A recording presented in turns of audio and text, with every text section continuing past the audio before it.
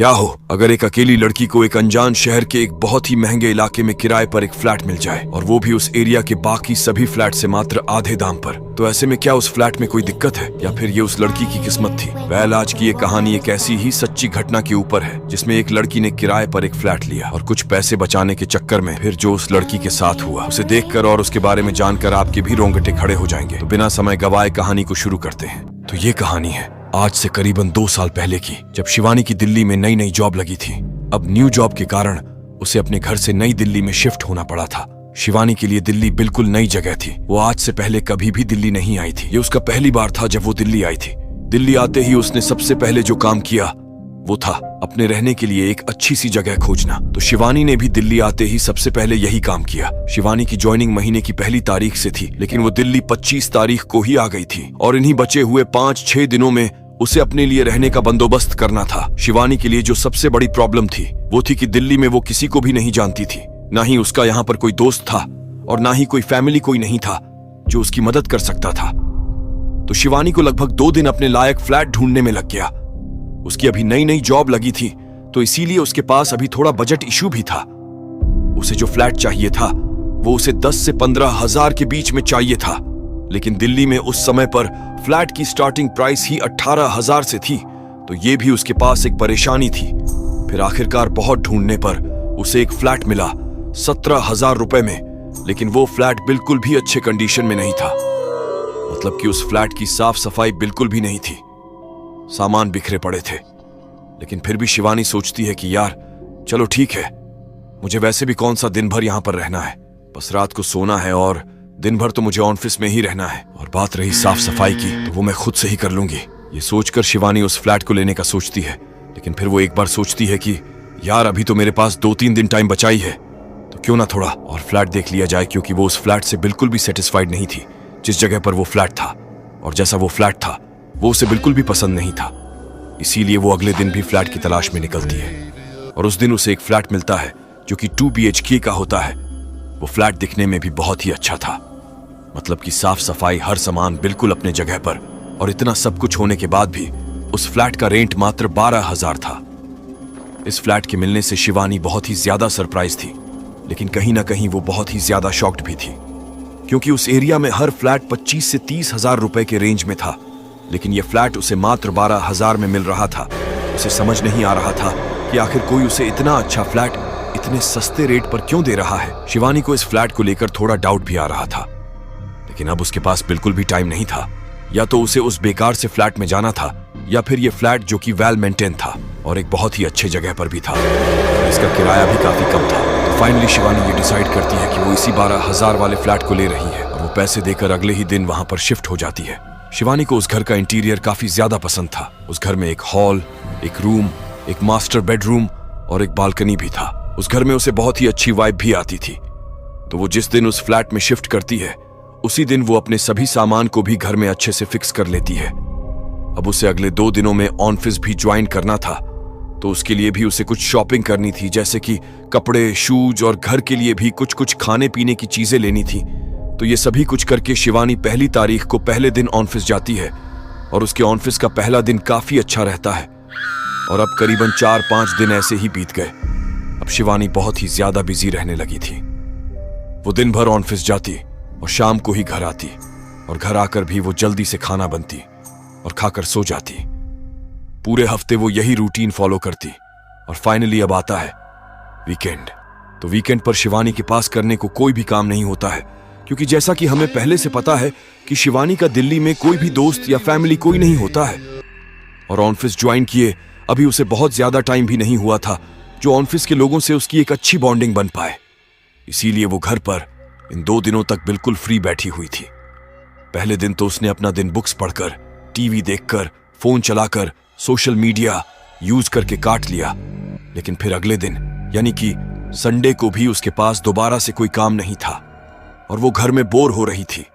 तभी उसने सोचा कि क्यों ना घर की एक और बार अच्छे से सफाई कर ली जाए, क्योंकि हड़बड़ी में उसने पहले दिन सिर्फ अपने बेडरूम की ही अच्छे से सफाई करी थी।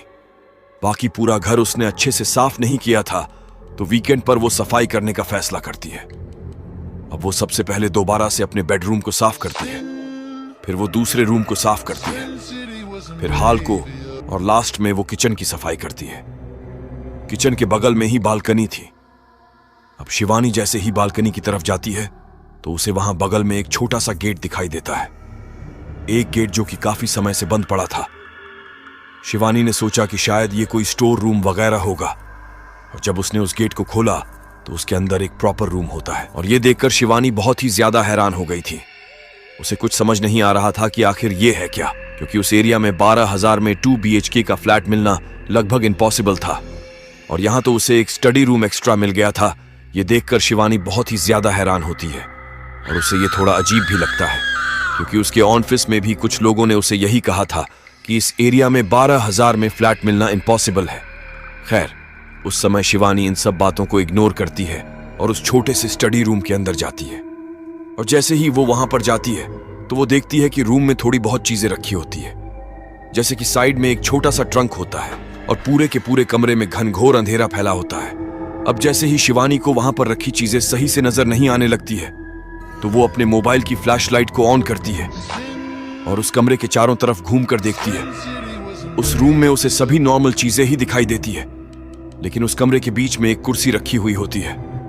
वो कुर्सी कमरे के एकदम बीचों बीच में रखी हुई थी, और वो कुर्सी भी कोई ऐसी वैसी कुर्सी नहीं थी, बल्कि वो कुर्सी बहुत ही अजीब और डरावनी सी थी, जैसा कि हम हॉरर फिल्मों में भूतिया कुर्सी को देखते हैं। वो कुर्सी दिखने में बिल्कुल वैसी ही थी। साथ ही उस कुर्सी के बिल्कुल पास में ही कुछ और भी बहुत ही अजीब सी चीजें रखी हुई थी, जैसे कि लाल सिंदूर, लाल साड़ी, लाल बिंदी और सफेद और लाल रंग के कुछ 8-10 कंगन, और भी बहुत सी ऐसी चीजें वहां पर रखी हुई थी, जिसे देखकर शिवानी को बहुत ही अजीब सा लगता है। उसे कुछ समझ नहीं आता है कि आखिर ये सारी चीजें यहां पर क्यों रखी हुई है और इनका काम क्या है। वो थोड़ी देर यही सब चीजें सोचती है, और फिर आखिर में वो ये डिसाइड करती है कि वो इस रूम की अच्छे से सफाई करेगी, और वो उस रूम की सफाई करने में लग जाती है। वो रूम दिखने में बिल्कुल ऐसा लग रहा था जैसे कि किसी ने 1-1.5 साल से उस रूम की सफाई नहीं करी है, और इसी वजह से उस रूम की सफाई करने में शिवानी को बहुत ज्यादा टाइम लग जाता है। यूं कहें तो वो सारा दिन उसका उस रूम की सफाई में ही चली जाती है, और फाइनली शाम के करीबन 4 बजे वो अपना सारा काम निपटाकर नहाने चली जाती है। अब नहा धोकर वो बहुत ही फ्रेश फील करती है, और अब शाम के करीबन 5 बज चुके थे तो वो अपने लिए कुछ खाना पीना बनती है और थोड़ा सोशल मीडिया भी यूज करती है। और आज वो करीबन 8 बजे ही सोने चली जाती है, क्योंकि अगले दिन मंडे थी और उसे ऑफिस भी जाना था, और आज वो साफ सफाई करके बहुत ही ज्यादा थक भी चुकी थी, इसीलिए वो आज थोड़ा जल्दी ही सोने चली जाती है। अब जैसे ही वो अपने बिस्तर पर सोने जाती है, उसके दिमाग में फिर से वही सारी बातें चलने लगी थी कि उसे ये फ्लैट इतना सस्ता में कैसे मिल गया। यहां पर 2 रूम तो पहले से थे, एक और एक्स्ट्रा रूम मिलने का क्या मतलब है, और यहां का किराया भी इतना सस्ता क्यों है। ये सभी बातें शिवानी के दिमाग में सोते समय चल रही थी, क्योंकि उसके ऑफिस के दोस्तों ने भी उसे थोड़ा ख्याल रखने को कहा था, क्योंकि इस एरिया में इतने सस्ते में फ्लैट मिलन इम्पॉसिबल था। अब शिवानी इन्हीं सब बातों को सोते हुए सोच रही थी, और फिर रात के करीब बंद 3 बजे अचानक से शिवानी की नींद खुलती है। उसे ऐसा लगता है कि कोई उसे देख रहा है। वो थोड़ी सी डर जाती है। उसे प्यास भी लग रही थी, लेकिन उसके पास इतनी हिम्मत नहीं थी कि वो उठकर फ्रिज से पानी निकाल कर पी सके। वो बहुत ही ज्यादा डरी हुई थी। उसे लग रहा था कि कोई उसे देख रहा है, और बार बार उसे उस स्टडी रूम का ही ख्याल आ रहा था। उसे ऐसा लग रहा था कि हो ना हो कोई उस स्टडी रूम में ही बैठकर मुझ पर नजर रख रहा है, लेकिन वो उसे देखने नहीं जा पाती है। इसके बाद शिवानी बहुत ही मुश्किल से खुद को ये समझती है कि हो ना हो ये उसका वहम है, और वो हनुमान चालीसा गाते हुए सो जाती है। और जैसे ही वो सुबह उठती है तो वो बहुत ही ज्यादा खुश होती है, क्योंकि अब वो कंफर्म हो गई थी कि वो बस उसका एक बहन था, जिस वजह से उसे डर लग रहा था। और फिर मंडे को जल्दी से वो तैयार होकर अपने ऑफिस चली जाती है। अब जब शिवानी रात को ऑफिस से घर आती है तो उस समय रात के करीबन 9 बज रहे थे। जैसे ही शिवानी घर में एंटर करती है तो उसे एक बहुत ही अजीब सी बदबू आती है। उसे कुछ समझ नहीं आता है कि आखिर ये बदबू आ कहां से रही है, क्योंकि उसने ना तो कोई खाना वेस्ट किया था, ऊपर से उसने कल पूरे घर की सफाई भी अच्छे से करी थी। तो उसे समझ नहीं आता है कि आखिर ये बदबू आ कहां से रही है। और वो बदबू भी बहुत ही अजीब सी थी, जैसे कभी कोई जानवर मर जाता है तो उसके सड़ने की जो बदबू होती है वो बदबू बिल्कुल वैसी ही थी। अब शिवानी उस बदबू को फॉलो करते हुए ये पता करने की कोशिश करती है कि आखिर ये बदबू आ कहां से रही है। वो उसके पीछे पीछे जाती है तो उसे पता चलता है कि वो बदबू उसी स्टडी रूम से आ रही थी जिसे कल उसने पूरा दिन लगाकर अच्छे से साफ किया था। वो थोड़ी सी डर भी जाती है। उसे कुछ समझ नहीं आता है कि स्टडी रूम में ऐसा चल क्या रहा है। कल मुझे इसके बारे में अजीब अजीब से ख्याल आ रहे थे, आज यहां से कुछ सड़ने की बदबू आ रही है। ये सब चल क्या रहा है? शिवानी बहुत ही हिम्मत करके उस स्टडी रूम में जाती है। उसे ऐसा लगता है कि शायद कोई जानवर गलती से उस स्टडी रूम में जाकर मर गया होगा और इस वजह से ये बदबू आ रही है। अब शिवानी जैसे ही उस स्टडी रूम का दरवाजा खोलती है तो अंदर का नजारा देखकर उसके रोंगटे खड़े हो जाते हैं। शिवानी देखती है कि स्टडी रूम में वो जो चेयर था जिसे उसने कल उठाकर साइड में रखा था वो आज दोबारा से बिल्कुल रूम के बीच में थी और उसके ऊपर वो लाल साड़ी, लाल सिंदूर, लाल बिंदी और वो सारे कंगन भी रखे हुए थे। ये देखकर शिवानी बहुत ही ज्यादा डर जाती है। उसे कुछ समझ नहीं आता कि आखिर ये सब कुछ चल क्या रहा है। इसके बाद शिवानी जल्दी से स्टडी रूम का दरवाजा बंद करती और अपने बेडरूम में जाकर एक कोने में डर कर बैठ जाती है। वो ये सोचने लगती है कि आखिर ये सब कुछ चल क्या रहा है। क्या उसके गैर मौजूदगी में उसके फ्लैट में कोई और भी आता है? लेकिन ऐसा कैसे हो सकता है? उस फ्लैट की चाबी तो सिर्फ उसी के पास है, तो कोई और उसके फ्लैट में कैसे आ सकता है? और अगर कोई उसके फ्लैट में आता भी है तो वो सिर्फ स्टडी रूम के साथ ही छेड़छाड़ क्यों करता है? वो ये सारी चीज सोचकर अब बहुत ही ज्यादा डर चुकी थी।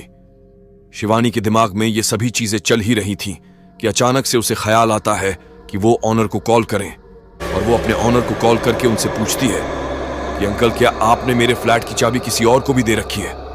तो उसका ऑनर उससे कहता है, नहीं, दोनों चाबी तो तुम्हारे ही पास है। और इतना कहने के बाद वो उससे पूछता है कि क्यों, कुछ हुआ है क्या बेटा?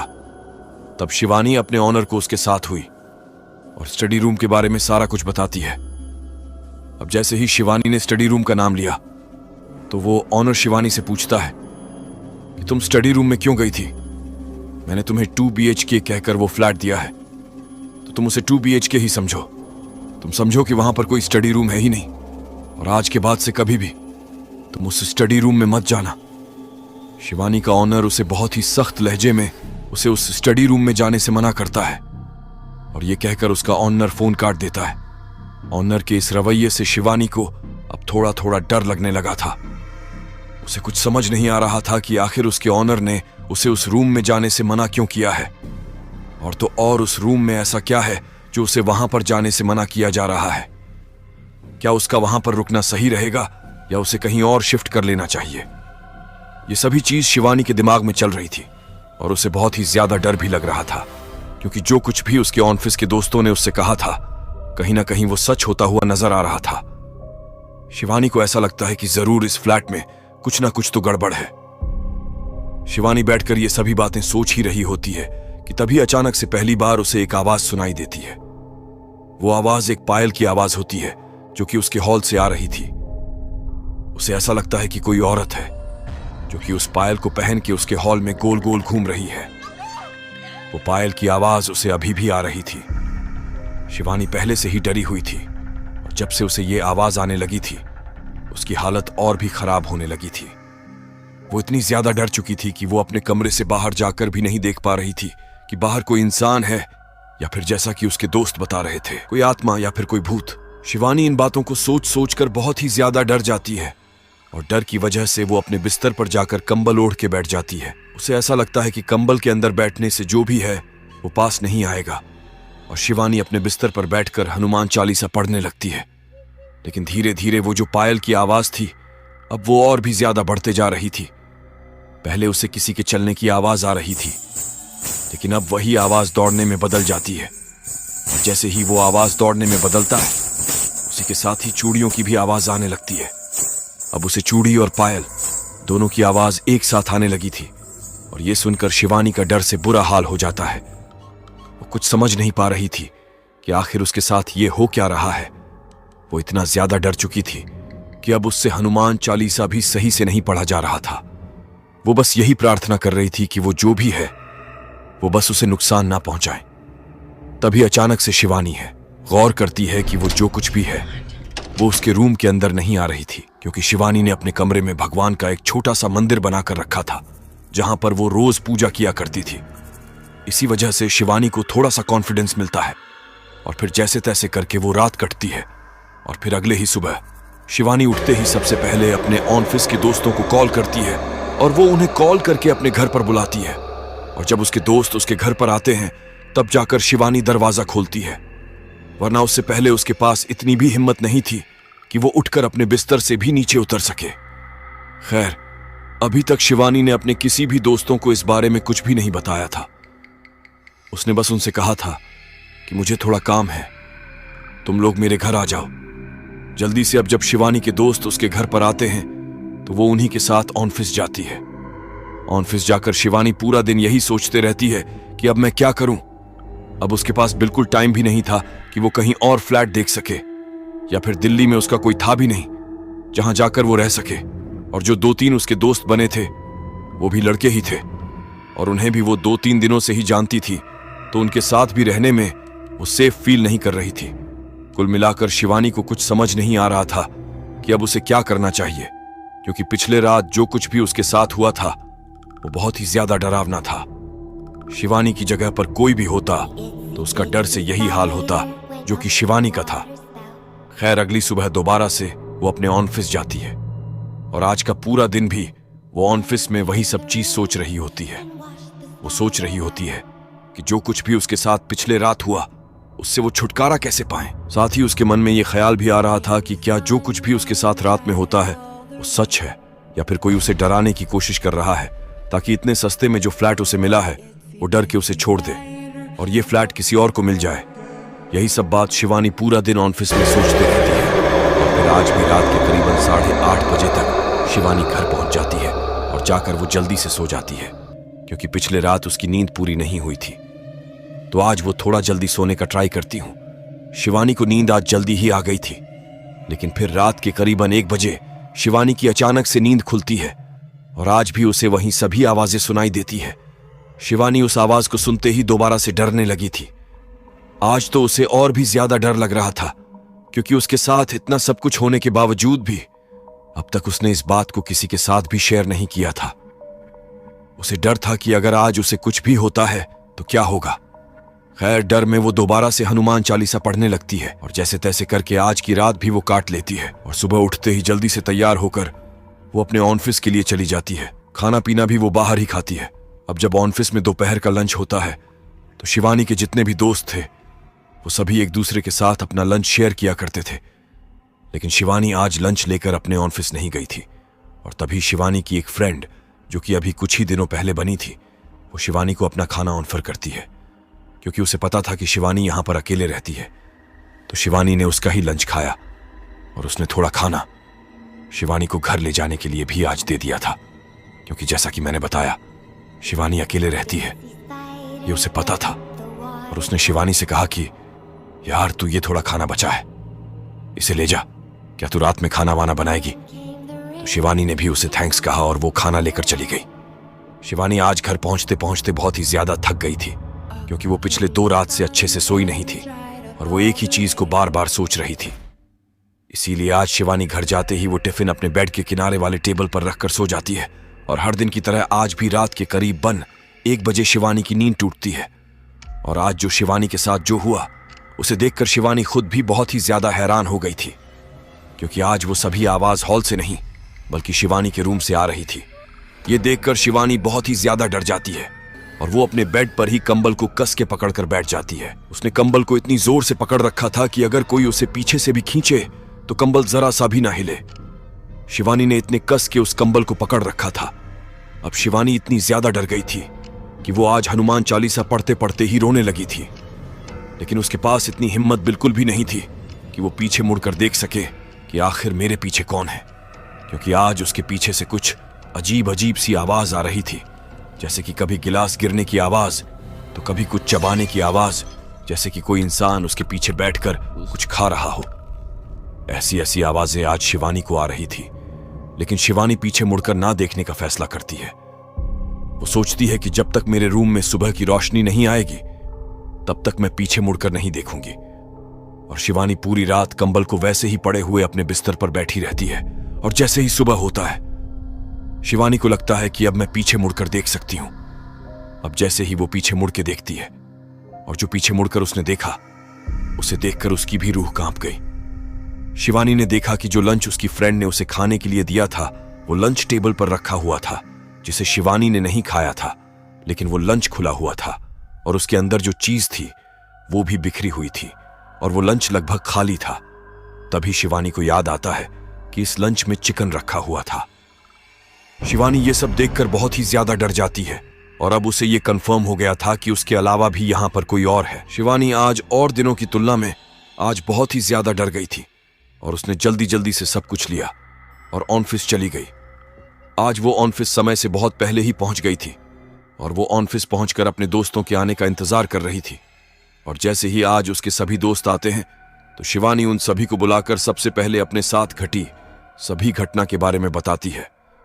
तभी उन्हीं में से एक जो शिवानी का ही दोस्त होता है उसके साथ भी ये सारी चीजें पहले हो रखी थी। उसने उसे बताया कि ये जो भूत प्रेत होते हैं ये चिकन या फिर कुछ कुछ ऐसी चीज होती है जो इन्हें अट्रैक्ट करती है, और जो आत्मा तुम्हारे फ्लैट में है वो तुम्हारे रूम तक इसलिए पहुंची क्योंकि कल तुम चिकन लेकर गई थी और अब ये हो सकता है कि वो हर रोज तुम्हारे रूम में आ सकती है। ये सुनकर शिवानी बहुत ही ज्यादा डर गई और उसने तुरंत ही अपने लैंडलॉर्ड को कॉल लगाया और उसे पूरा का पूरा किस्सा बताया। लेकिन उसका जो मकान मालिक था वह उल्टा उसे ही कहता है कि नहीं, तुम झूठ बोल रही हो, ऐसा हो ही नहीं सकता। तुम्हें यहां पर आए अभी मात्र 10 दिन ही हुए हैं, तुम ये सब कैसे बोल सकती हो। और पिछली बार की तरह इस बार भी उसके मकान मालिक ने उसका फोन काट दिया। अब शिवानी के दोस्तों ने उसे समझाया कि तुम उस फ्लैट को छोड़ दो, और बहुत सोचने के बाद शिवानी ने भी आखिरकार यह फैसला लिया कि अब चाहे जो भी हो जाए मैं उस फ्लैट में दोबारा नहीं जाऊंगी। और आखिरकार शिवानी ने उसी दिन उस फ्लैट को छोड़ने का फैसला किया और दोबारा से उसी 18,000 रुपए वाले फ्लैट में जाकर शिफ्ट होने का सोचा, जिसमें उसके दोस्तों ने उसकी काफी मदद भी करी। और फाइनली शिवानी अभी दिल्ली में जॉब कर रही है। तो दोस्तों, ये थी शिवानी की एक सच्ची कहानी। वैसे आपको यह कहानी कैसी लगी कमेंट बॉक्स में जरूर से बताएं। साथ ही ऐसी और अमेजिंग स्टोरी सुनने के लिए वीडियो को लाइक करके चैनल को सब्सक्राइब भी जरूर से कर ले, ताकि आगे आने वाले वीडियो की नोटिफिकेशन मिल पाए आपको सबसे पहले।